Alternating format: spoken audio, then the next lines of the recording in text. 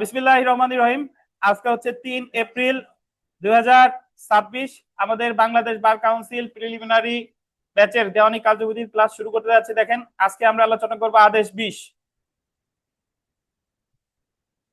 Order 20, রায় এবং decree, judgement and decree. গতদিন আমরা সর্বশেষ কোন আদেশ পড়েছি? 19 আদেশে কি আছে বলেন? এফিডেভিট। আর কারা কারা হলফনামা পরিচালনা করে এই সম্পর্কে আছে কোথায়? 139। এই আপনি বের করতে পারছেন? 20 আদেশ বের করেন। আচ্ছা, এখন দেখেন, তাহলে আমরা একেবারে শুরু থেকে একটু মিলাই। দেখেন, আমরা একেবারে প্রথম আদেশে 1 আদেশে পড়ছিলাম মামলার পক্ষ, 2 আদেশে পড়ছিলাম মামলার গঠন, 3 আদেশে পড়ছিলাম উকিল নিয়োগ স্বীকৃতি প্রতিনিধি, নাকি 4 আদেশে পড়ছিলাম মামলা দায়ের। এরপরে 6 আদেশে পড়ছিলাম প্লিডিংস, 7 আদেশে পড়ছিলাম প্লেইন্টের পরে 5 আদেশে পড়ছিলাম কি? সমন। এরপরে 8 আদেশে পড়ছিলাম লিখিত জবাব, মনে আছে কিনা? 9 আদেশে পড়ছিলাম পক্ষগণের উপস্থিতি অনুপস্থিতির ফলাফল। 10 আদেশে পড়ছিলাম মামলার প্রথম শুনানিতে জবানবন্দি গ্রহণ। 11 আদেশে পড়ছিলাম ডিসকভারি অ্যান্ড ইন্সপেকশন। 12 আদেশে পড়ছিলাম স্বীকৃতি। 13 আদেশে পড়ছিলাম production impounding and return of document, দলিল দাখিল আটক ও ফেরত। কত আদেশ? 13। 14 আদেশে পড়ছিলাম বিচার্য বিষয়। 15 আদেশে পড়ছিলাম মামলার প্রথম শুনানিতে রায় বা নিষ্পত্তি। কত? 15। সাক্ষীদের সমন। কত আদেশ? 16। 17 আদেশে পড়ছিলাম অ্যাডজর্নমেন্ট। 18 আদেশে পড়ছিলাম সাক্ষীদের পরীক্ষা। সাক্ষীদের পরীক্ষা টরীক্ষা সব শেষ। 19 আদেশে পড়ছিলাম কি? এফিডেভিট। এখন কি দেওয়ার পালা? রায়। রায় কত আদেশে? 20 আদেশে। এখন এই যে আমি এক নিঃশ্বাসে আপনাদের যে 20টা আদেশ বললাম, আপনাদের কি ধারণা হয় 20টা আদেশ আমি মুখস্থ করছি? জীবনও আমি মুখস্থ করি নাই। সৃষ্টিকর্তার সাক্ষী রেখে বলি, জীবনও মুখস্থ করি নাই। তাহলে এই জিনিস আমার আত্মস্থ হয়েছে কিভাবে? এই যে বারবার দেখাইতে দেখাইতে বা আপনাদের পড়াইতে পড়াইতে। বুঝতে পারছেন? অনেকে মনে করে কি যে আগে যাইয়াই আজকে 50টা আদেশে কি আছে এই জিনিস মুখস্থ করবো, এই মুখস্থ না করা পর্যন্ত রাতের ভাত খাবো না। ঠিক আছে, এই মুখস্থ করার আপনার কখনোই কি দরকার নাই। আপনি যখন কোন আদেশে কি আছে অলরেডি আদেশ পড়তেছেন, তখন কোন আদেশে কি আছে অটোমেটিক্যালি ওটা আপনার মাথায় কি গেঁথে যাবে। বুঝতে পারছেন? তাহলে আলাদা করে কোন আদেশে কি আছে এটা আলাদা করে মুখস্থ করার প্রয়োজন নাই। তাহলে আজকে আমরা আসি রায় এবং ডিক্রি। দেখেন, শুনানির সমাপ্তির পর আদালত রায় ঘোষণা করবে। যখন মামলার শুনানি হয়ে যাবে তখন কি ঘোষণা করবে? রায়। 20 আদেশের 1 থেকে 5 বিধি পর্যন্ত। এই জায়গা বিধি মনে রাখার কোনোই দরকার নাই, আমি যেটা মনে রাখার দরকার সেটা বলবো।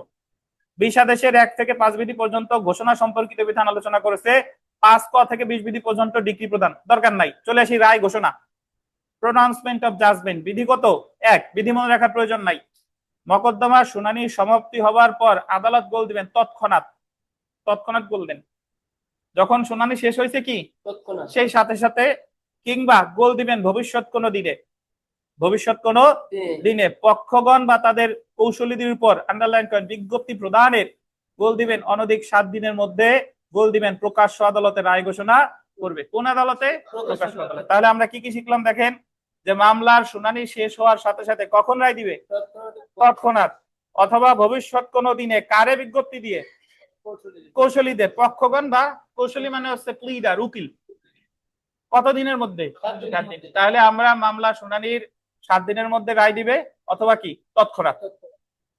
আচ্ছা, এখন দেখেন, রায়ে স্বাক্ষর প্রদান করতে হবে, এটা কি? তাহলে আমার এখান থেকে প্রশ্ন আসতে পারে যে রায় ঘোষণা করবে কখন? তৎক্ষণাৎ বা রায় ঘোষণার কয় দিনের মধ্যে? 4 দিনের মধ্যে। অবশ্যই পক্ষরে নোটিশ দিবে, অথবা কারে? কৌশলীরে। রায় ঘোষণা করার সময় প্রকাশ্য আদালতে বিচারক কর্তৃক রায় স্বাক্ষরিত বা তারিখ দিতে হবে। আন্ডারলাইন করেন, প্রকাশ্য আদালতে রায় স্বাক্ষর করতে হবে, তারিখ দিতে হবে। কোথায়? প্রকাশ্য আদালতে। রায়ে স্বাক্ষর করার পর গোল দিবেন 152 ধারা বিধান এবং রিভিউ ছাড়া কোনো পরিবর্তন, অল্টারেশন বা সংযোজন করা যাবে না। আপনি যখন একবার প্রকাশ্য আদালতে রায় সিগনেচার করবেন, তখন রায়ে কোনো রিভিউ করা যাবে না, কোনো কি করা মানে সরি কোনো রিভিউ এবং 152 ধারার বিধান ছাড়া রায়ে কোনো কাটছাট করা যাবে না। এই কথাটা ওই যে এই 20 আদেশের 3 বিধি, এটা বলতেন। 20 আদেশের কত? 20 আদেশের 3 বিধি। শুধুমাত্র 152 ধারার বিধান অনুযায়ী বা রিভিউ এর মাধ্যমে রায় পরিবর্তন বা সংশোধন করা যেতে পারে। তাহলে আমরা মনে রাখবো, যদি পরীক্ষায় প্রশ্ন আসে যে রায় পরিবর্তন কিভাবে করা যাবে, রিভিউ বা 152 ধারা, রিভিউ বা কত 152 ধারা। 152 ধারা অনুযায়ী রায়, ডিক্রি বা আদেশ গোল দিবেন করণিক। 152 ধারায় কি আছে, করণিক মানে ক্লারিক্যাল, নির্মলের জায়গা সুনির্মল হয়ে গেছে, এটা হলো ক্লারিক্যাল। গাণিতিক, গাণিতিক 10,000-এর জায়গা শূন্য একটা কম বেশি হয়ে গেছে, অথবা কোনো আকস্মিক ভ্রান্তি বা বিচ্যুতির কারণে, বিচ্যুতি মানে হলো কোনো কিছু বাদ পড়া, বিচ্যুতি মানে কি বাদ পড়া, দেখা গেল নির্মল বিশ্বাস, শুধু বিশ্বাস আসছে, নির্মল টুক আসে নাই। বিচ্যুতির কারণে কোনো ভুল হলে যে কোনো সময় গোল দিবেন আদালত নিজ উদ্যোগে, নিজ উদ্যোগ গোল দেন, কি উদ্যোগে, নিজ উদ্যোগে, কিংবা গোল দিবেন কোনো পক্ষের আবেদনে তার শুদ্ধ বা সংশোধন করতে পারে। কি বলেন, নিজ উদ্যোগে অথবা কি কোনো পক্ষের আবেদনে। পরীক্ষায় প্রশ্ন আসবে যে এই আকস্মিক ভ্রান্তি ত্রুটি এটা সংশোধন করতে পারে কি আদালত, কে কে পারে, আদালত নিজ উদ্যোগে পারে অথবা কোনো পক্ষের আবেদন। এখানে কোন পক্ষ মানে কি, বাদী না বিবাদী, বাদী বিবাদী, বুঝছেন? তাহলে পরীক্ষায় প্রশ্ন অনেক জায়গা থেকে আসতে পারে যে রায় ঘোষণা করবে কখন, প্রকাশ্য আদালতে বা প্রকাশ্য আদালতে তৎক্ষণাৎ বা 7 দিনের মধ্যে। রায়ে পরিবর্তন করা যাবে না 152 বা রিভিউ ছাড়া। আর 152-তে আছে করণিক ভুল, বিচ্যুতি, এগুলা যদি থাকে তাহলে এটা পরিবর্তন করা যাবে। আচ্ছা, এখন দেখেন ডিক্রি প্রণয়নের সময় time for drone up A decree, বিধি 5 ক, রায় ঘোষণার তারিখ হতে আন্ডারলাইন করেন 7 দিনের মধ্যে ডিক্রি দিতে হবে। বিধি মনে রাখলেও চলবে, আপনি মনে রাখবেন যেদিন রায় দিছে রায়ের কয়দিন পর ডিক্রি দিবে, রায়ের 7 দিন। কাহিনী বুঝেন, অনেকে বলেন স্যার রায় আগে না ডিক্রি আগে। একটা দেওয়ানি মামলা যখন দায়ের করে আরজি, এই আরজিটা নিষ্পত্তি হয় ডিক্রির মাধ্যমে, মনে আছে কিনা? আর মাঝখানে অনেক স্টেপ অনুসরণ করে তারপরে শেষে যায় হয় কি ডিক্রি।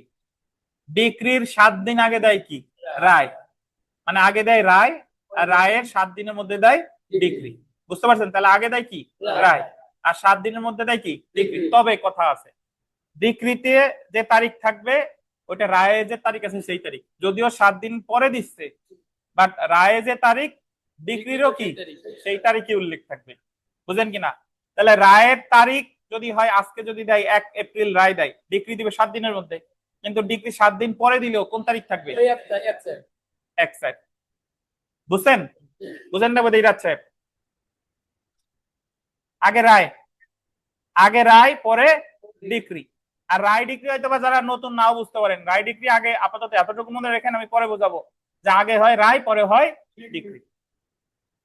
আচ্ছা, তো আমরা জেনে রাখা ভালোতে চলে আসি। দেখেন, মকদ্দমা শুনানি সমাপ্ত হবার পর আদালত তৎক্ষণাৎ কিংবা ভবিষ্যৎ কোনো দিনে বা পক্ষগণ বা তাদের কৌশলীদের উপর বিজ্ঞপ্তি প্রদানের অনধিক 7 দিনের মধ্যে রায় ঘোষণা করবে, এটা তো আমরা জানি। রায় ঘোষণার তারিখ হতে 7 দিনের মধ্যে ডিক্রি প্রণয়ন করবে নাকি? তাহলে 20 আদেশে যত দিনক্ষণ আছে সব কয় দিন, 7 দিন। রায়ে মকদ্দমার সংক্ষিপ্ত বিবরণ, নির্ধারণযোগ্য বিষয়সমূহ, ওই সকল বিষয়ের উপর সিদ্ধান্ত, অনুরূপ সিদ্ধান্তের কারণ উল্লেখ থাকবে।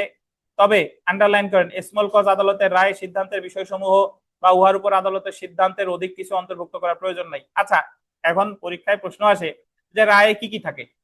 রায়ে মামলার বিবরণ থাকে, তারপরে রায়ে বিচার্য বিষয় কি ছিল, কে কোন বিচার্য বিষয় কে প্রমাণ করতে পারছে, বাদী পারছে না বিবাদী পারছে, PW1 কি বলছে, DW1 কি বলছে, জেরাই কি বলছে, সর্বাধিক মানে সব দিক বিবেচনা করে আদালত অমুকের পক্ষে ডিক্রি প্রদান করছে। তাহলে ডিক্রিটা কেন দিল, এই যে বিস্তারিত বর্ণনা, এটার বলে কি রায়। আপনি যখন ক্রিকেট খেলা দেখলেন, আপনি তো জেনে গেলেন যে কোন দল জিতছে কোন দল হারছে, এক ম্যাচ শেষ হওয়ার সাথে সাথে স্কোর কার্ড দেখছেন স্কোর বোর্ডের দিকে তাকিয়ে, এটা হলো রায়। আর অফিসিয়ালি অ্যানাউন্সমেন্ট আসতেছে, ওই যে একটু পর প্রেজেন্টেশন সেরিমনি হয়, 2 অধিনায়ককে ডাকছে, তারপর পুরস্কার ধরাই দিছে, এটা হলো ডিক্রি। মানে আগে হচ্ছে কি রায়, রায় থেকে আমি জানতেছি যে এই ডিক্রিটা অমুকের পক্ষে গেল কেন, আর পরে যায় দিচ্ছে কি ডিক্রি, মানে রায়ের যে আনুষ্ঠানিক রূপ সেটাকে বলে ডিক্রি। এটা হলো কথা। দেখেন, ডিক্রিতে মকদ্দমার নম্বর, পক্ষগণের নাম ও বিবরণ, দাবির বিবরণ, মঞ্জুরকৃত প্রতিকার, মকদ্দমায় কি পরিমাণ ব্যয় হয়েছে, সেট অফ ইত্যাদি উল্লেখ থাকবে। ডিক্রিতে আন্ডারলাইন করেন, স্বাক্ষর করবে বিচারক। ডিক্রিতে কে স্বাক্ষর করবে? বিচারক। এবং যে তারিখে রায় ঘোষণা করা হয়েছে সেই তারিখ ডিক্রিতে উল্লেখ থাকবে। দেখছেন, আন্ডারলাইন করেন, যে তারিখে কি ঘোষণা করছে, রায় ঘোষণা করছে, সেই তারিখ ডিক্রিতে কি থাকবে? উল্লেখ থাকবে। সুতরাং ডিক্রির তারিখ হলো যে তারিখে রায় ঘোষণা করা হয় সেই তারিখ। ডিক্রি দিচ্ছে রায়ের কয়দিন পর? 7 দিন পর। বা ডিক্রির তারিখ আর রায়ের তারিখ কি সেম?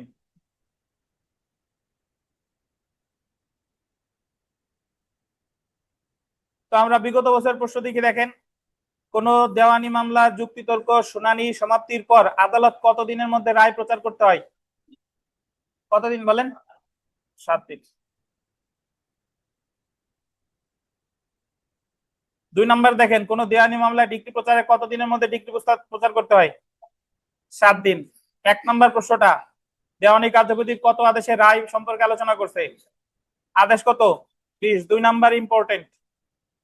4 9 নাম্বার, রায় সংশোধিত হতে পারে বাদীর আবেদনে, বিবাদীর আবেদনে, আদালতের নিজ উদ্যোগে। কার? উপরে সবকটি। 10 নাম্বার, আদালতের রায় এবং ডিক্রির প্রত্যয়িত নকল সরবরাহ করবে কে? আদালতের রায় এবং ডিক্রির প্রত্যয়িত নকল সরবরাহ করবে পক্ষগণের আবেদন ক্রমে এবং পক্ষগণের কি খরচায়। আমাদের নামাজের বিরতি, আমরা আসরের নামাজ পড়ি নাই, আসরের নামাজটা ঝটপট পড়ে আসি, তারপরে আবার 10 মিনিটের বিরতি। তো বিরতির পর আমরা পড়া শুরু করি। দেখেন, আমরা খরচ পড়ব। খরচ, কস্ট, ধারা 35 থেকে 35 খ, খুবই গুরুত্বপূর্ণ।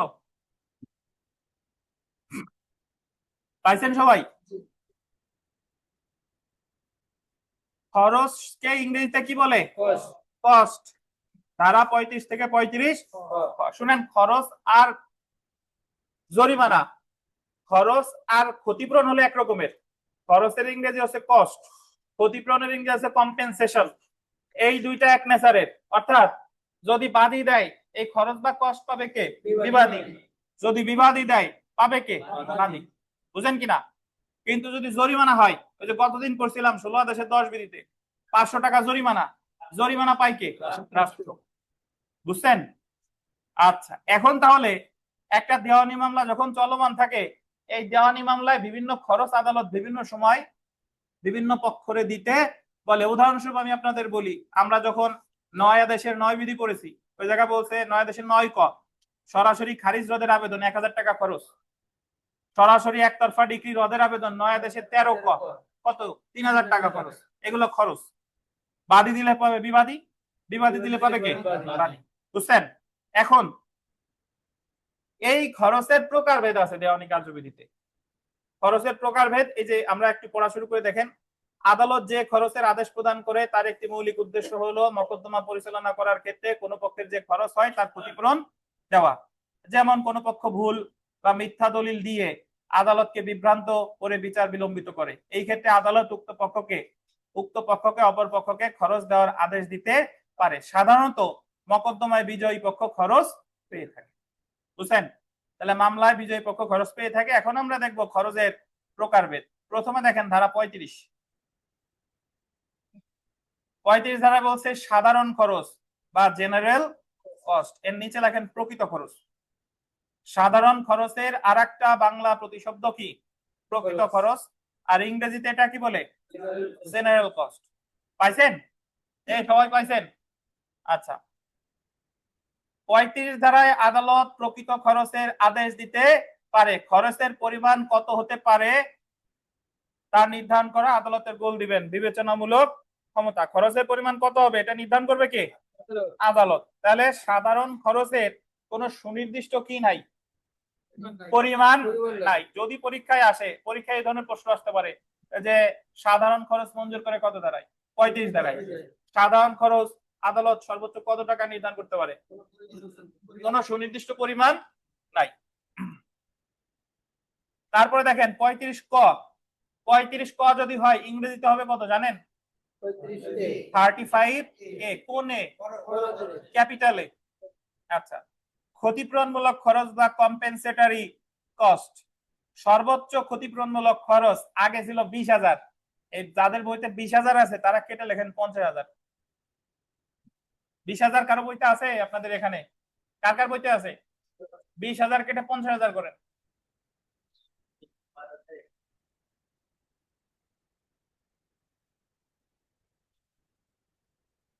20,000 কেটে কত করবেন? তাহলে পাশে লেখে, পাশে না লিখলেও চলে। এই যে 50,000 হয়েছে এটা কত সালের সংশোধনী? 2025। 2025। তাহলে আমার মনে রাখতে হবে যে সর্বোচ্চ ক্ষতিপূরণমূলক খরচ কত? 50,000। এবং সর্বোচ্চ ক্ষতিপূরণমূলক খরচ কত হাজার? 50,000। কত ধারা? 35A। আচ্ছা, আমরা চলে আসি 35 খ, বিলম্বের জন্য খরচ, cost for delay. Cost for delay, Ismail আসছেন? ওই যে delay petition, cost for delay. সর্বোচ্চ খরচের আদেশ হতে পারে কত টাকা? 3,000 টাকা। তাহলে কখন কোন খরচের আদেশ দেয় এটা আমরা পরে আসতেছি। আগে প্রাথমিকভাবে জানলাম সাধারণ খরচ, বাংলা প্রতিশব্দ কি? প্রকৃত খরচ। ইংরেজিতে কি বলে? General cost. কোন সুনির্দিষ্ট পরিমাণ নাই। 35 ক, ক্ষতিপূরণমূলক খরচ, ইংরেজিতে কি বলে?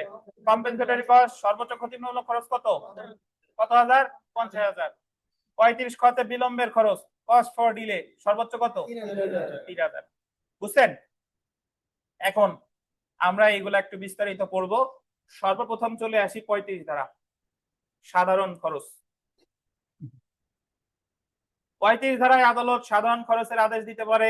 35 ধারায় আদালত মকদ্দমায় খরচার উপর সর্বোচ্চ বল দিবেন 6% বার্ষিক সুদ আদেশ, সুদ প্রদানের আদেশ দিতে পারে। মানে খরচ তো দিতেই বলবে।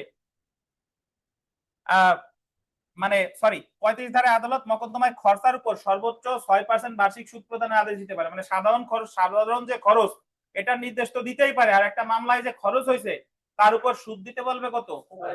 6%। তার উপর সুদ দিতে বলবে 6%। তাহলে আমার এখানে 6% ইম্পর্টেন্ট। পরীক্ষায় প্রশ্ন আসবে যে সাধারণ খরচের ক্ষেত্রে, মোকদ্দমার খরচের ক্ষেত্রে সর্বোচ্চ কত ভাগ, সর্বোচ্চ কত শতাংশ সুদ প্রদানের নির্দেশ দিতে পারে? কত? কত বলেন? বোঝা গেল? এখন যদি বলেন স্যার সাধারণ খরচ কখন দেয় একটা মামলায়? ধরেন আমি উদাহরণস্বরূপ এই কথা বলি যে একটা দেওয়ানি মামলায় যখন বাদী দায়ের করে, আর কার বিরুদ্ধে? বিবাদীর বিরুদ্ধে। তখন বাদী ওই মামলায় দাবি করে যে ইওর অনার, যে আমি বিবাদী আমার বেদখল করছে, আমি দখল তো চাই, আর এই যে আমার মামলা করতে যে আমার যে খরচাপাতি হলো, এই দখলের সাথে সাথে এই কি চাই? খরচাপাতিও চাই। আর আদালত বিবেচনামূলক ক্ষমতা বলে যে যা দেওয়ার নির্দেশ দেয় সেটাও চাই, ন্যায় বিচারের স্বার্থে। তাহলে আমরা সাধারণ খরচ মনে রাখবো যে একজন বাদীর মামলা করতে যে হলো, যে টাকা পয়সাগুলো খরচ হলো, বিবাদীরে এই খরচার উপর 6% সুদ বা এমনি যে কোনো খরচ প্রদানের নির্দেশ দিতে পারে, যার কোনো সুনির্দিষ্ট পরিমাণ দেওয়ানি কার্যবিধিতে বলা নাই। তাহলে আপনি জাস্ট এতটুকু মনে রাখবেন, সাধারণ খরচের ক্ষেত্রে ওই যে মকদ্দমার খরচার উপর সর্বোচ্চ কত পার্সেন্ট সুদ? 6%। বার্ষিক নাকি মাসিক? বার্ষিক। ধন্যবাদ। এবার আসি আমরা 35 ক, ফলস মানে কি? মিথ্যা। হয়রানিকর মানে কি? ভেক্সাসাস। দাবির ক্ষেত্রে ক্ষতিপূরণমূলক খরচ বা কম্পেনসেটরি কস্ট। কিছু কিছু জিনিস আছে আপনি আজীবন মুখস্থ করলে ওই জিনিস আপনার মাথায় ঢুকতে অনেক কষ্ট হবে, বাট যদি আপনি বুঝেন তাহলে এটা আপনি সহজেই উত্তর করতে পারবেন বা সহজেই আপনার মনে থাকবে। এখন আমরা যেটা মনে রাখবো যে কম্পেনসেটরি কস্ট কি, আগে আমার কথা শুনেন।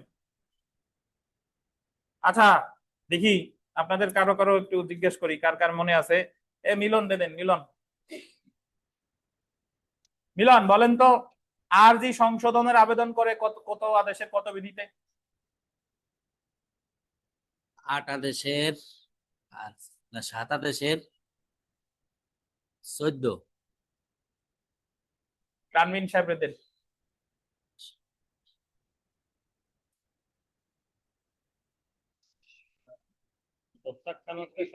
কাছাকাছি নেন, বলেন যে কোনো একটা বলে দেন। আরজি সংশোধনের আবেদন কেউ বলবেন না, যারা জিজ্ঞেস করবে সে বলবেন। আরজি সংশোধনের আবেদন করে, অনলাইনেও কেউ বলবেন না, চুপ থাকেন। আরজি সংশোধনের আবেদন কত আদেশের কত বিধি? দ্রুত বলেন। 10 আদেশের 15। 10 আদেশের 15। আকিনুর।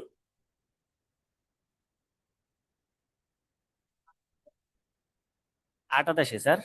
8 আদেশে। ইসমাইল, ইসমাইলের এই মনে আছে কিনা? ইসমাইল তো 17 বিধি। 6 আদেশের 17 বিধি। ধন্যবাদ ইসমাইল।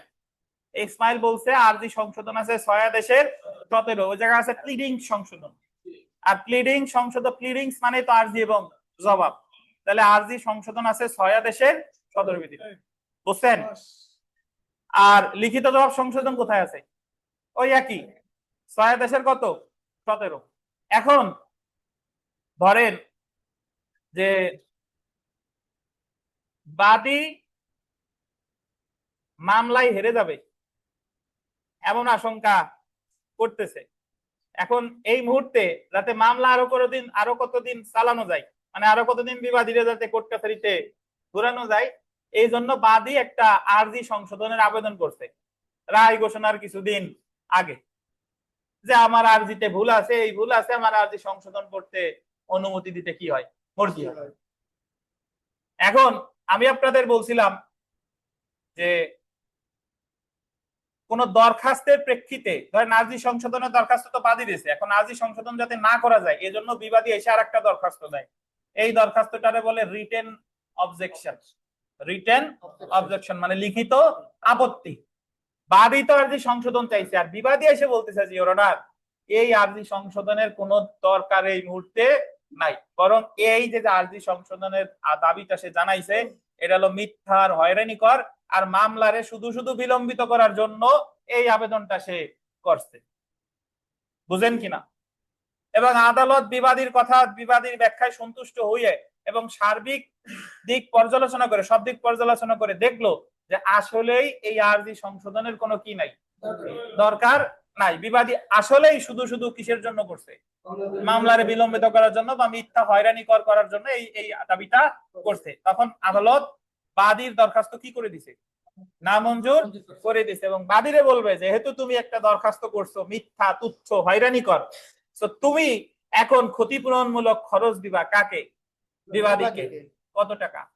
সর্বোচ্চ কত? 50,000। বুঝছেন? তাহলে আমরা কি বুঝলাম যে 35 কতে ক্ষতিপূরণমূলক খরচের আদেশ দেয় কখন? যখন একজন ব্যক্তি একটা দরখাস্ত করছে এবং পরবর্তীতে প্রমাণিত হয়েছে যে ওই দরখাস্তটা করছে কি মিথ্যা, হয়রানি করার জন্য, অথবা আপনার তুচ্ছ এই টাইপের, তাহলে সেই ক্ষেত্রে আদালত যে দরখাস্ত করছে তারে কি বলবে? তুমি ক্ষতিপূরণমূলক খরচ দিবা কারে? অপর পক্ষে। এটা বাদী হইতে পারে, বিবাদী হইতে পারে। কত টাকা? সর্বোচ্চ কত? 50,000। বুঝেন কিনা? এরকম হয়, ধরেন আরো হয় এরকম যে বিবাদী এসে মামলায় স্থানান্তরের আবেদন করছে 22 ধারায়। বিবাদী তো 22 ধারাও পারে, 24 ধারাও পারে। এখন বাদী এসে বলতেছে যে ওনার বিবাদী এসে মামলায় যাবে শুধু শুধু হেরে, যাতে আরো কিছুদিন মামলা চালানো যায়, এই জন্য সে শুধু শুধু 22 ধারায় দরখাস্ত করছে। অ্যাকচুয়ালি 22 ধারায় দরখাস্তের কোনো ভিত্তি নাই। বাদীর এই ব্যাখ্যায় সন্তুষ্ট হয়ে আদালত বিবাদীর দরখাস্ত নামঞ্জুর করে দিছে। তাহলে এখন আদালত ক্ষতিপূরণমূলক খরচ প্রদানের আদেশ দিবে কারে? বিবাদীরে। বিবাদীরে বলবে যে তুমি শুধু শুধু এই দরখাস্ত করছো, তুমি সর্বোচ্চ ক্ষতিপূরণমূলক খরচ দিবা কারে? বাদীরে। কত টাকা? 50,000। বুঝেন কিনা? তাহলে আমি যখন কোনো মিথ্যা, তুচ্ছ এবং হয়রানিকর দাবি তুলবো এবং পরবর্তীতে যদি সেটা প্রমাণিত হয়, তাহলে ক্ষতিপূরণমূলক খরচ কত? 50,000, সর্বোচ্চ 50,000। বুঝেন নাই বোধহয়? ধরেন খানলা একাডেমির আলমারি থেকে 50,000 টাকা চুরি হয়ে গেছে, এটা হলো আমি দাবি করছি। এখন আমার দাবি যদি মিথ্যা, তুচ্ছ, হয়রানি করে আসলে এই টাকা চুরি হয় নাই, তাহলে আমারে আদালত ক্ষতিপূরণমূলক খরচের আদেশ দিবে কত? সর্বোচ্চ 50,000। বুঝছেন? আচ্ছা, এখন দেখেন মিথ্যা, হয়রানিকর, ভেক্সাসাজ দাবি, ক্লেইম বা অজুহাত ডিফেন্সের জন্য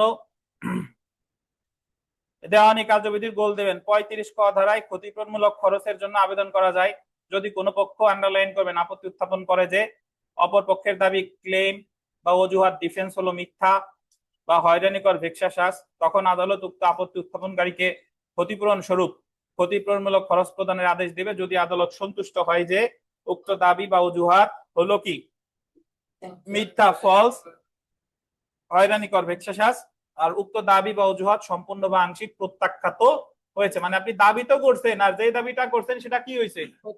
প্রত্যাখ্যান হয়েছে। আচ্ছা, এখন দেখেন জেনে রাখা ভালো, 35 ক ধারায় সর্বোচ্চ যাদের বইতে 20,000 আছে কত দিয়ে দেবেন? সর্বোচ্চ 50,000 ক্ষতিপূরণমূলক খরচের আদেশ দিতে পারে। অর্থাৎ দেওয়ানি মামলায় সর্বোচ্চ ক্ষতিপূরণমূলক খরচ যাদের 20 আছে কত করে দিবেন? 50,000। বুঝছেন? কিছু বলবেন? ইসমাইল, দেন এই মাইক্রোফোন নেন নেন নেন। একটা মামলার বাদী মানে মামলার শেষের দিকে ধরেন রায়ের আগে এই আর্জি সংশোধনের আবেদন করছে, জি, ওই মুহূর্তেই যদি আদালত নামঞ্জুর করে দেয়, তাহলে কি ওই ক্ষতিপূরণের টাকার জন্য কি বিবাদীর দরখাস্ত দেওয়া লাগবে হ্যাঁ, ওই সময়? আপনি বিবাদীর আইনজীবী, যদি আপনার মনে থাকে, আপনার তো আগে জানা থাকতে হবে নাকি? হ্যাঁ, তা তো অবশ্যই। আদালত তো অনেক সময় স্বপ্রণোদিত হয়ে নাও দিতে পারে। আপনি যাই 35 কর দরখাস্তটা দিয়ে দিবেন যে ওনার তার দরখাস্ত নামঞ্জুর হয়েছে, মানে কি এটা মিথ্যা বা হয়রানি কর। তো আমি এই যে আমার এই যে মামলায় যে বিলম্ব করলো, আমি জায়গায় ক্ষতিপূরণমূলক খরচও চাই, সর্বোচ্চ কত? 50,000।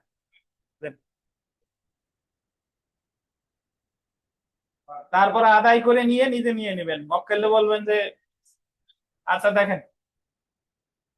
তো এখন দেখেন, আপিল ব্যতীত কোনো মকদ্দমা বা ডিক্রি জারির কার্যক্রম সহ অন্যান্য কার্যক্রম মিথ্যা বা হয়রানিকর দাবি বা অজুহাতের জন্য ক্ষতিপূরণমূলক খরচের আবেদন করা যায়।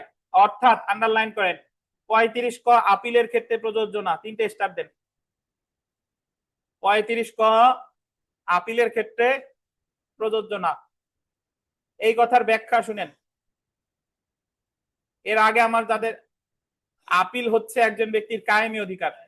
কায়েমি অধিকার মানে হলো যে অধিকারকে যে অধিকার থেকে কাউকে কখনো বঞ্চিত করা যায় না। অর্থাৎ আপনি যদি একটা মামলায় হেরেও যান, আপনি ওই মামলায় আপিল করতে পারবেন।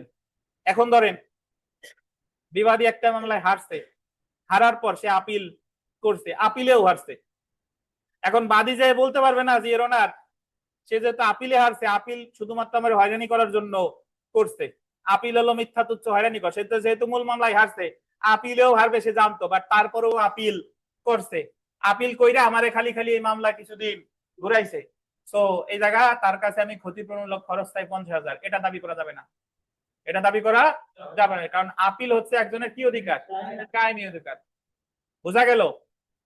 এখন পরের লাইনটা হলো, আর একটু পরের লাইন হচ্ছে প্যাচের।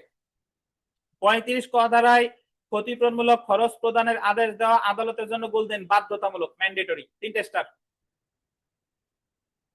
ক্ষতিপূরণমূলক খরচ দিতে আদালত কি বলেন? বাধ্য। বাট এর আগে যে সাধারণ খরচ পড়ছি, এটা দিয়া আদালতের জন্য কি বিবেচনা? বুঝেন কিনা? ক্ষতিপূরণমূলক খরচ দিতে কি বাধ্য? বাধ্য মানে বাধ্য, আর মাঝখানে যদি একটা রস্যই কাট দেন তাহলে বাধ্য, তাহলে বাধ্য। এই কিন্তু যে সাধারণ খরচ এটা দেওয়া আদালতের জন্য কি বিবেচনামূলক। এখন দেখেন প্রতিকারে চলে আসি। 35 ক ধারায় ক্ষতিপূরণমূলক খরচের আদেশের বিরুদ্ধে আন্ডারলাইন করেন আপিল করা যায়। কি করা যায়?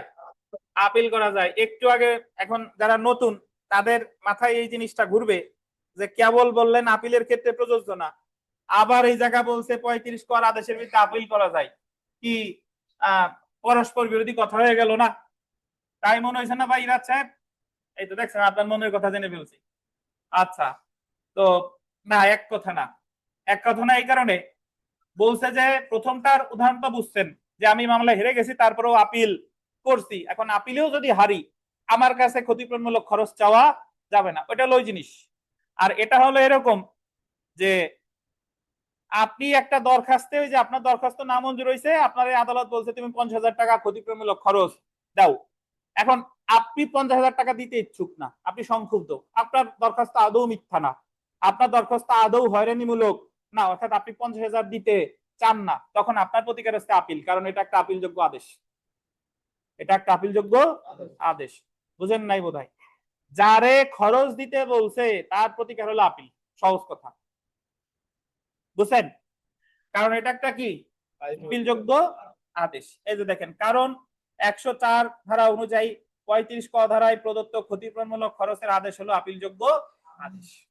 আমার মনে রাখতে হবে যে যারে এই খরচ দিতে বলছে সে যদি মনে করে যে না আমি এই খরচ কেন দেবো, আমার তো দাবি ন্যায্য, আদালত নামঞ্জুর করছে, এটা আদালতের ব্যর্থতা, কিন্তু আমার দাবি তো ন্যায্য, আমি ক্ষতিপূরণ দিতে চাই না, তাহলে তার প্রতিকার কি? আপিল। বোঝা গেল? এখন একটা কথা এখানে শুনে নেন, যে ক্ষতিপূরণ দিবে তার প্রতিকার আপিল, আর যে ক্ষতিপূরণ পাবে তার প্রতিকার রিভিশন। এখন যদি বলেন স্যার সে তো পাবে, তার আবার রিভিশন করার দরকার কি? সে তো পেতে পারে সর্বোচ্চ কত? 50,000, কিন্তু আদালত বলছে যে তুমি 10,000 দিবা, বিবাদীরা বলছে তুমি 10,000 দিবা, বা বাদীরা বলছে 10,000 দিবা। এখন যে পাবে সে বলতেছে ইয়রানের আইনে তো আছে 50,000, আমি 10,000 কেন নেবো, আমি আরো চাই। তাহলে তার প্রতিকার কি? রিভিশন। আর যে দিবে সে তো 1 টাকাও দিতে চায় না, তার প্রতিকার কি? আপিল। তাহলে যে দিবে তার প্রতিকার কি? আপিল। আর যে পাবে তার প্রতিকার কি? রিভিশন। বুঝেন কিনা? ধরেন বাদী একটা আবেদন করছে, ওই আবেদনটা নামঞ্জুর করে দিয়েছে আদালত, এবং আদালত বাদীরে বলছে তোমার আবেদন হলো মিথ্যা তুচ্ছ হয়রানিকর। এখন আদালত বাদীরে বলছে যে যেহেতু তুমি মিথ্যা তুচ্ছ হয়রানিকর দাবি করছো, তো তুমি এই জায়গা ক্ষতিপূরণ দিবা, বিবাদীরে 20,000 টাকা। কত টাকা? 20,000। একটু কি বুঝছেন? এখন এই 20,000 কারে দিতে বলছে? মানে বাদী দিবে কাকে? বিবাদীকে। দেখি নির্মল বলেন তো, যে এই 20,000 যে বললো বাদী যে 20,000 দেবে, এখন বাদীর প্রতিকার কি? যে দিবে ও বাদী প্রতিকার রিভিশন। বাদীর প্রতিকার হচ্ছে আপিল। বাদী বলবে যে আমি তো 1 টাকাও দিব না, কারণ এটা আপিলযোগ্য আদেশ। আর যে পাচ্ছে সে যদি বলে আমি তো 50,000 পাওয়ার হকদার, আমি 20,000 নিতে চাই না, তার প্রতিকার কি? রিভিশন। সো রিভিশনের কথা মনে থাক আর না থাক, আপিলের কথা যেন মনে থাকে। এই যে দেখেন 35 ক ধারায় ক্ষতিপূরণমূলক খরচ আদেশের বিরুদ্ধে আপিল করা যায়, কারণ 104 ধারা অনুযায়ী 35 ক ধারায় প্রদত্ত ক্ষতিপূরণমূলক খরচ হলো একটা আপিলযোগ্য আদেশ। তাহলে এখানে দুইটা কথা, আপিলের ক্ষেত্রে ক্ষতিপূরণমূলক খরচ দাবি করা যায় না, কিন্তু ক্ষতিপূরণমূলক খরচের আদেশ দিয়ে দিলে সেটার বিরুদ্ধে আপিল করা যায়।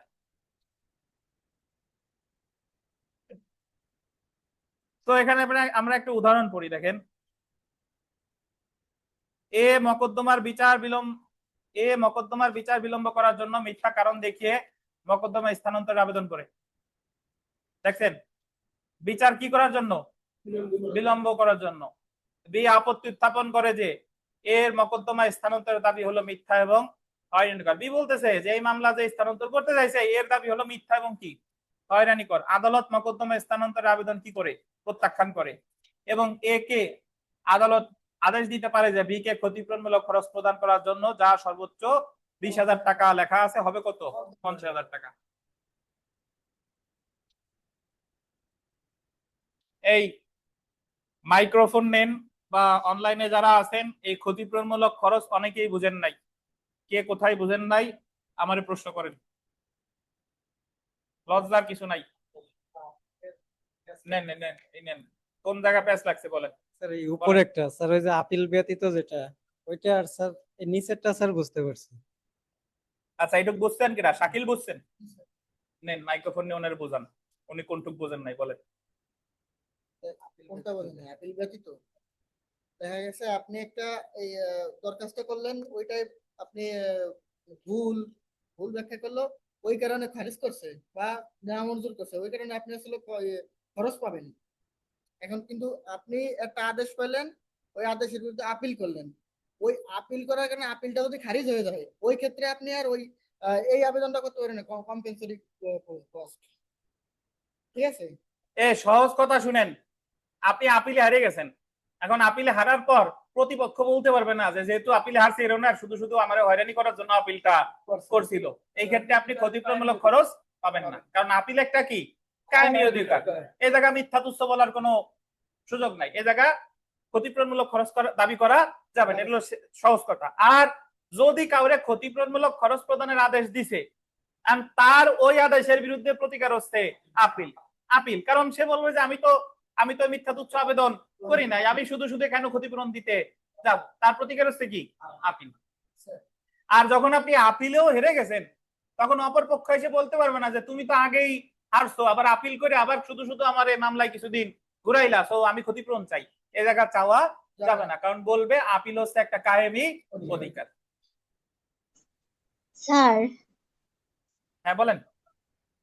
রিভিশন বলেন। কোন ব্যাপারে, রিভিশনটা একটু বলবেন? যে আপিল তো বুঝলাম যে, রিভিশন শুনেন, আপিল বুঝছেন? জি স্যার। আর রিভিশন বোঝার দরকার নাই, আপিল বুঝলেই হবে। বেশি খেতে গেলে বদ হজম হয়, বুঝছেন? আপাতত যতটুকু আছে সুন্নাতি তরিকা হচ্ছে পেট ফাঁকা রেখে ছেড়ে দিতে হবে। তো আপনাদের বেশি খাওয়াইছিলাম আমি, দরকার নাই, রিভিশনের দরকার নাই, আপাতত আপিলই মনে রাখেন। বলেন। স্যার যদি ওই ক্ষতিপূরণটা যদি বাদী দিতে বলতো তাহলে কি বাদীও আপিল মানে বাদীর আপিল করে? হ্যাঁ, যারে বলুক, ক্ষতিপূরণ তো যে কাউরে বলতে পারে, বাদীর বলুক আর বিবাদীর বলুক, যারাই বলুক, তার প্রতিকার কি? আপিল। এই শুনেন,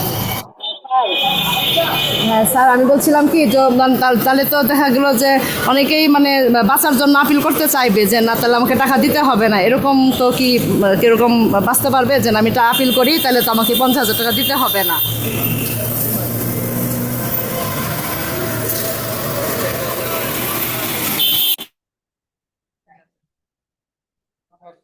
ব্যাপারটা কিন্তু তা না। আপনি আপিল করলেন 50,000 টাকা দিতে হবে না, বিষয়টা কিন্তু তা না। আপনি সহজভাবে মনে রাখেন, আপাতত পরে বুঝেন, আবার বুঝবেন। এই যে ক্লাসটা করলাম, এই ক্লাসটা আরেকবার শুনবেন, তারপরেও না বুঝলে আরেকবার আমি বোঝাবো। এখন দুইটা কথা মনে রাখেন, ক্ষতিপূরণমূলক খরচ যারা দিতে বলবে তার প্রতিকার কি? সে করবে আপিল। আপিল। এইটুকু বুঝছেন? আর যদি বলে যে জি স্যার, কোন ক্ষেত্রে হ্যাঁ, এইটুকু বুঝছি ক্ষতিপূরণমূলক, কোন ক্ষেত্রে ক্ষতিপূরণমূলক খরচ,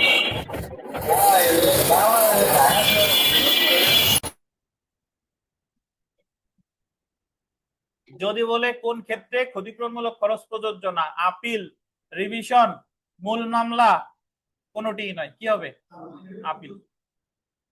বেশি বোঝার দরকার নাই, আপাতত এতটুকু মনে রাখেন। ক্ষতিপূরণমূলক যদি বলে, দুইটা প্রশ্ন, সহজ কথা, আর বাস্তবে বুঝবেন আরো পরে, বয়স কম আপনাদের, আর একটু বড় হন তারপর বুঝবেন। আপাতত মনে রাখবেন ক্ষতিপূরণমূলক খরচের বিরুদ্ধে প্রতিকার কি? আপিল। আর যদি এই ধরনের প্রশ্ন আছে যে নিম্নের কোন কার্যক্রমের ক্ষেত্রে ক্ষতিপূরণমূলক খরচ দাবি করা যায় না, মূল মামলা, আপিল, রিভিশন, কিসে? আপিলে। কথা শেষ।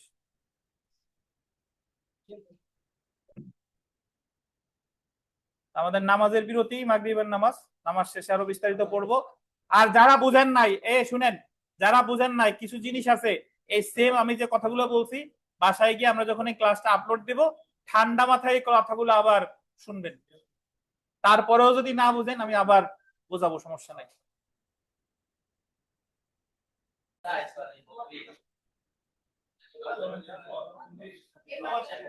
আচ্ছা, বিলম্বের জন্য খরচ, কস্ট ফর ডিলে, এটা ইম্পর্টেন্ট। দেখেন, আমরা এতক্ষণ ধরে পড়ছি হচ্ছে আপনার জেনারেল কস্ট, কম্পেনসেটরি কস্ট। এখন যেটা পড়বো সেটা হলো বিলম্বের জন্য খরচ। বিলম্বের জন্য খরচ, এটাকে কি বলে? Cost for delay. শুনেন, কস্ট ফর ডিলে আসলে কি?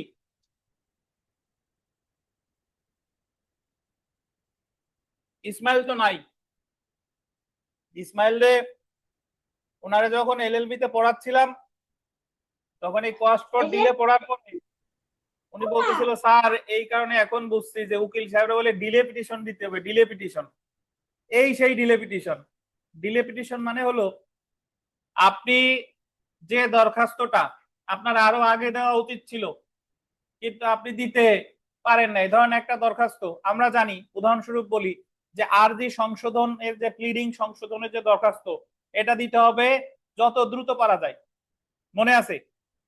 বা যখন আমরা সেট অফ করছিলাম, সেট অফ এর আবেদন করতে হবে কি?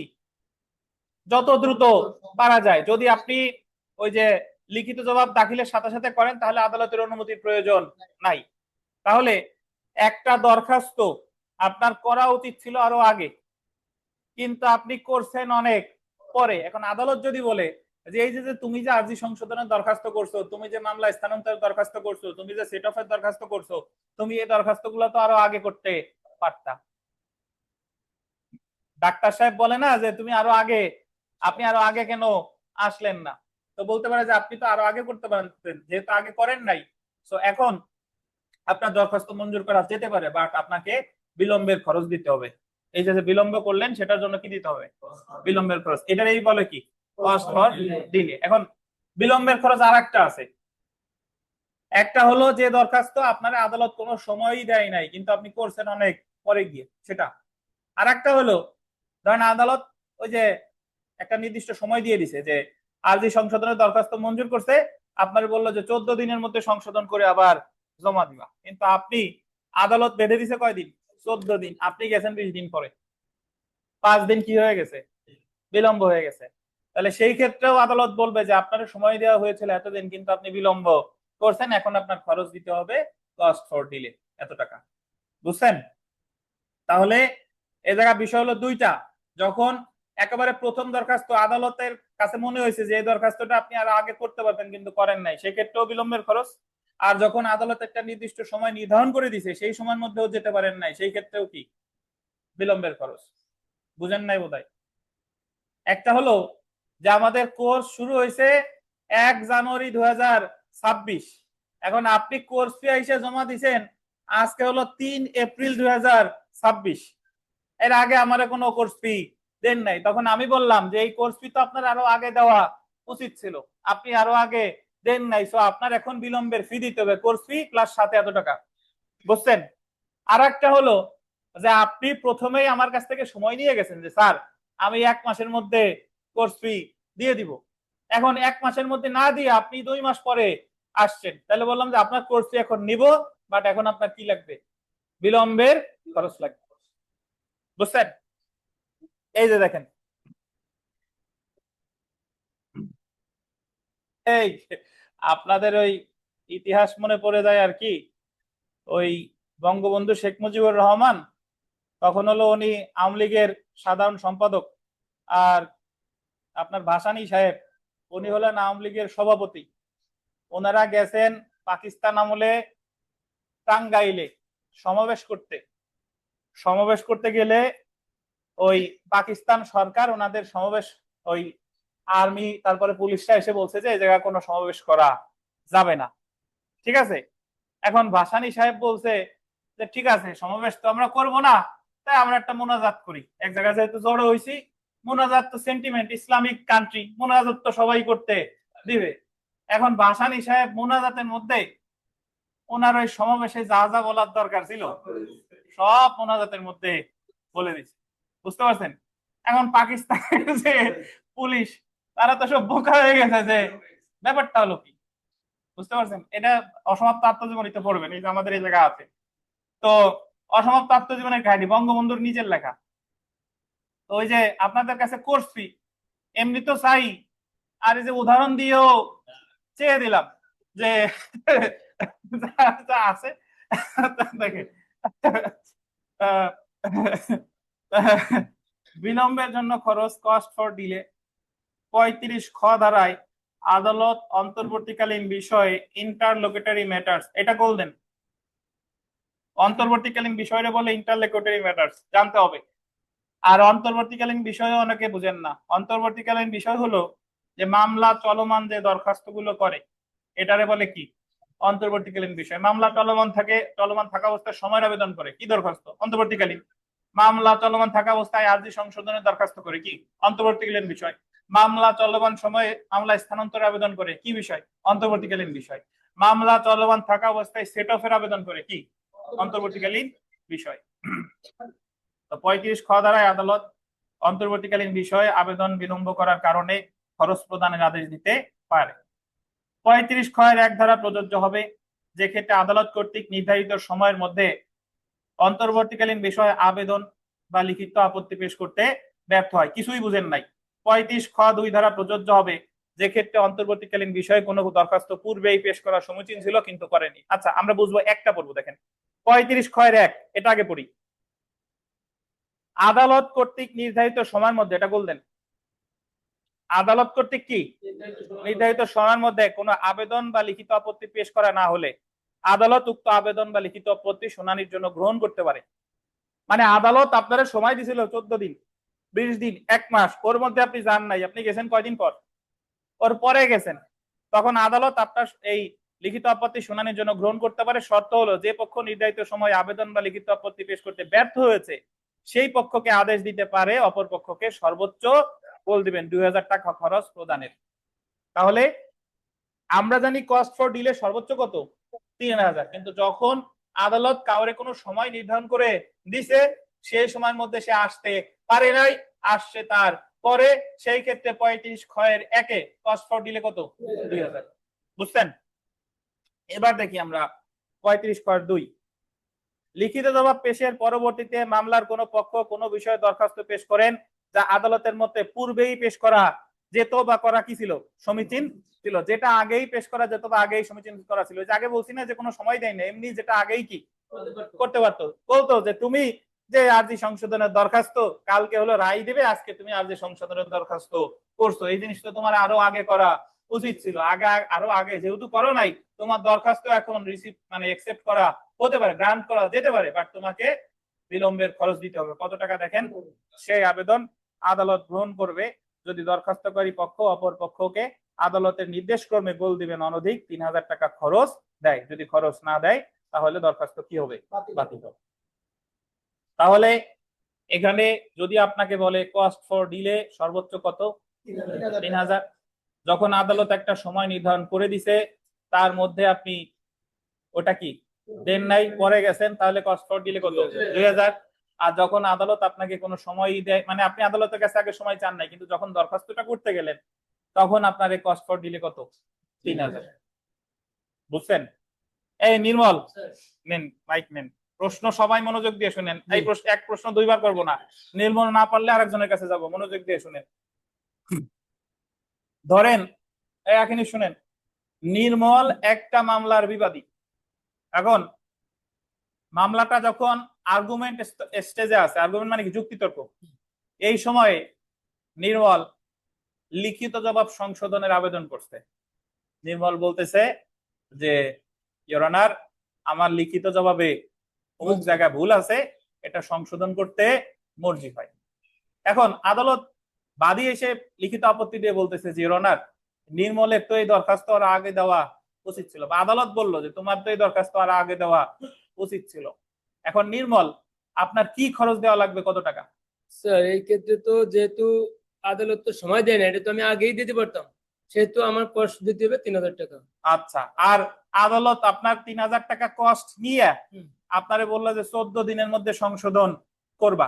হ্যাঁ 14 দিনের মধ্যে সংশোধন করবা। কিন্তু আপনি 14 দিনের মধ্যে আসতে পারি পারেন নাই। নাই, আপনি আসছেন 20 দিন পরে। এই ক্ষেত্রে কত টাকা? সেই ক্ষেত্রে আমার দিতে হবে 2000, যেহেতু আদালত নির্ধারণ করে দিচ্ছে। আদালত নির্ধারণ করে দিয়েছিল, এই ক্ষেত্রে কস্ট ফর ডিলে কত? 2000। বুঝেন কিনা? যে দরখাস্ত আগেই দেওয়া যেত দেই নেই, সেক্ষেত্রে কত? 3000। আর যখন আদালত পুরো সময় নির্ধারণ করে দিছে ওই সময়ের মধ্যে আমি যাই নাই, সেই ক্ষেত্রে কত? কে বুঝেন নাই? এই কলি পাল্লে দেন, কলি পাল্লে দেন, কি বুঝতে দেখি, কলি পাল ধরেন।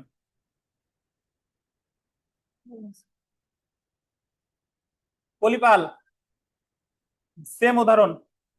নির্মল এসে বলছে যে ইওর অনার, আমার লিখিত জবাব সংশোধন করা হোক। বাদী এসে বলতেছে যে ইওর অনার, নির্মল শুধুমাত্র তাল বাহানা করতে আসছে, এই লিখিত জবাব সংশোধনের কোনো দরকার নাই, ও মামলায় হেরে যাবে, মামলারে আরো কিছুদিন আমি যাতে প্রতিকার দ্রুত না পাই, আরো কিছুদিন চালানোর জন্য এই লিখিত জবাব সংশোধনের আবেদন করছে। এবং আদালত বাদীর ব্যাখ্যায় সন্তুষ্ট হয়ে নির্মলের দরখাস্ত নামঞ্জুর করে দিছে। এখন নির্মলের আদালত কোন খরচের আদেশ দিতে পারে বলেন?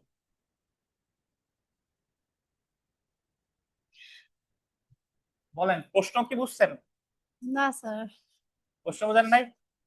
নির্মল দরখাস্ত করছে আরজি লিখিত জবাব সংশোধনের, বাদী এসে বলতেছে যে নির্মল যে দরখাস্ত করছে এটা মিথ্যা এবং হয়রানিকর, এখন এই দরখাস্ত করার কোনো দরকার নাই। আদালত নির্মলের দরখাস্ত নামঞ্জুর করছে। আদালত নির্মলরে বলছে আসলেই তো তুমি, তোমার এই দরখাস্তের কোনো দরকার নাই, তুমি শুধু শুধু করছো কেন, নামঞ্জুর। এখন নির্মলরে বললো যে তুমি যেহেতু মিথ্যা দরখাস্ত করছো তুমি খরচ দিবা। কি খরচ? কেউ বলেন না, ওনারা বলতে দেন।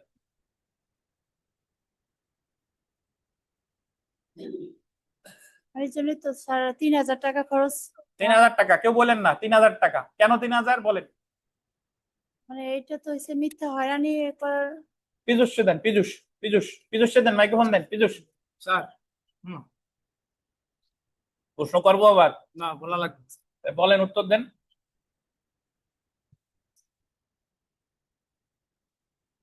আদালত যদি স্যার নির্ধারণ করে দেয়, তাহলে দেবে 2000 টাকা। আর চাই তো কাছাকাছি। আর আর একটু, আর যদি নির্ধারণ না করে দেয় তাহলে 3000 টাকা। তাহলে 3000। এই তো দারুণ। পাশে কে? লুৎফর সাহেব নেন। স্যার এটি ক্ষতিপূরণমূলক খরচ দিবে স্যার কেন? 50,000 টাকা কেন? যে মিথ্যা হয়রানিকর মামলা যেহেতু সেই জন্য। ধন্যবাদ। যেহেতু আদালত বলতে, আমি তো বলেই দিলাম যে বিবাদী তোমার দরখাস্ত হলো মিথ্যা এবং হয়রানিকর, তোমার দরখাস্ত নামঞ্জুর করা হলো, সেই ক্ষেত্রে কত ক্ষতিপূরণমূলক খরচ? 50,000। 50,000 আর একটা মজার জিনিস, কস্ট ফর ডিলের ক্ষেত্রে তার দরখাস্ত তো মঞ্জুর করছে, কিন্তু তোমার যে দেরি হয়েছে, দেরির জন্য খরচ হচ্ছে এত টাকা। আর ক্ষতিপূরণমূলক খরচের ক্ষেত্রে দরখাস্ত কি হয়েছে? না মঞ্জুর হয়েছে। বুঝেন কিনা? বলি, মিথ্যা তুচ্ছ দরখাস্ত যদি নামঞ্জুর হয় তাহলে তো ক্ষতিপূরণমূলক খরচ কত? 50,000। আর যে দরখাস্ত আমার আরো আগে করার সুযোগ ছিল, পরে করছি, আদালত বলছে তোমার দরখাস্ত আমি নিব, বাট তোমার খরচ দেওয়া লাগবে, কস্ট ফর ডিলে কত? কখনো 3,000, কখনো 2,000। বুঝছেন কিনা? তাহলে পীযূষ আর কলিপালের উত্তর কি হয়েছে? হয় নাই। লুৎফর সাহেবের উত্তর হয়েছে। বুঝতে পারছেন? ওই ইরাদ সাহেব দেন, পিছনে, একেবারে পিছনে। ইরাদ সাহেব জি স্যার বলেন। বলেন তো, কোন খরচের কোন সুনির্দিষ্ট পরিমাণ বলে নাই?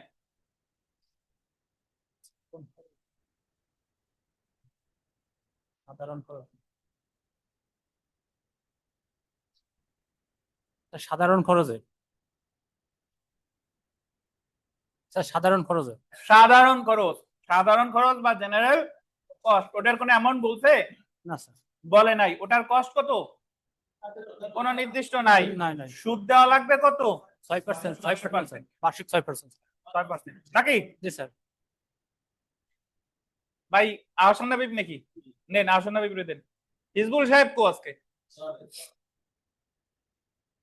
আচ্ছা, আহসান হাবিব ভাই দেখি মনে আছে কিনা বলেন তো, যে কোন খরচ দিতে আদালত বাধ্য? 3 প্রকার খরচ করছি না আমরা, সাধারণ খরচ, ক্ষতিপূরণমূলক খরচ, বিলম্বিত খরচ। কোন খরচ মঞ্জুর করতে আদালত বাধ্য? পারবেন? আচ্ছা, তাহলে পূর্ণরে দেন। পূর্ণ। স্যার ক্ষতিপূরণমূলক খরচ ক্ষতিপূরণমূলক খরচ 35 গুলো দিছিলাম, যে ক্ষতিপূরণমূলক খরচ মঞ্জুর করতে আদালত কি বাধ্য। বাধ্য। বুঝছেন? স্যার দেন মাইক্রোফোন এই পাবেল সাহেব দেন, নতুনদের পারফরমেন্স দেখি দেন। আচ্ছা, সঞ্চিতা যেহেতু ধরছে, সঞ্চিতাই নেন, ওনার কাছ থেকে একটা আসুক। সঞ্চিতা, আপনারে ধরেন এই যে নির্মলের কথাই যাই, নির্মলে আদালত বলছে যে নির্মল তুমি মিথ্যা তুচ্ছ দাবি করছো, তুমি 50,000 টাকা ক্ষতিপূরণমূলক খরচ দিবা। এখন নির্মলের কোনো প্রতিকার আছে কিনা বলেন? আপনি নির্মলের আইনজীবী, কোন প্রতিকার আছে বলেন? আপিল করবেন। কেন? কারণ এটা একটা আপিলযোগ্য আদেশ। কত ধারায়? 104 ধারায়। কত ধারায়? 104 ধারায়। এবার পাবেল সাহেবের কাছে দেন।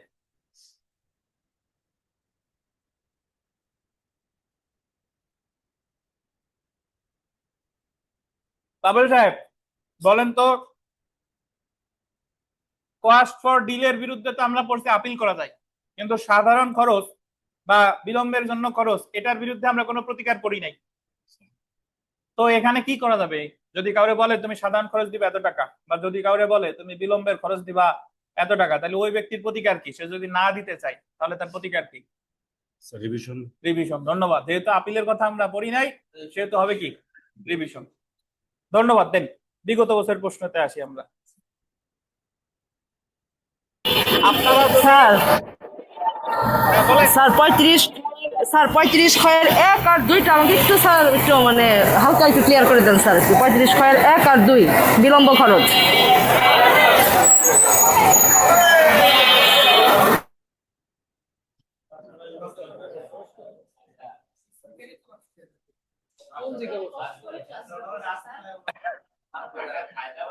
আচ্ছা আচ্ছা, দেখেন 35 খয়ের 1 হলো, যেহেতু অনেকবারই বুঝাইছি, তারপরে আপনি আর একবার বলছেন, আর একবার বুঝাই। 35 খয়ের 1-এ বলছে যে আপনি একটা আবেদন, অলরেডি আদালত আপনাকে সময় দিছে যে তুমি এতদিনের মধ্যে আবেদনটা করবা। আদালত সময় দিছে 14 দিনের মধ্যে করবা, কিন্তু 14 দিনের মধ্যে আপনি করতে পারেন নাই, আপনার দেরি হয়ে গেছে। সেই ক্ষেত্রে আদালত বলতে পারে যে যেহেতু তোমাকে নির্দিষ্ট সময় নির্ধারণ করে দিছিলাম, এই সময়ের মধ্যে তুমি আসো নাই, তো তোমার এই দরখাস্ত মঞ্জুর করা হবে, কিন্তু তোমাকে বিলম্বের খরচ দিতে হবে কত টাকা? 2000। অর্থাৎ আদালত যখন কোনো সময় নির্ধারণ করে দেয়, আপনি সেই সময়ের মধ্যে যেতে পারেন নাই, তাহলে বিলম্বিত খরচ কত? 2000। বুঝছেন? এটা হলো 35 ক্ষয়ের 1।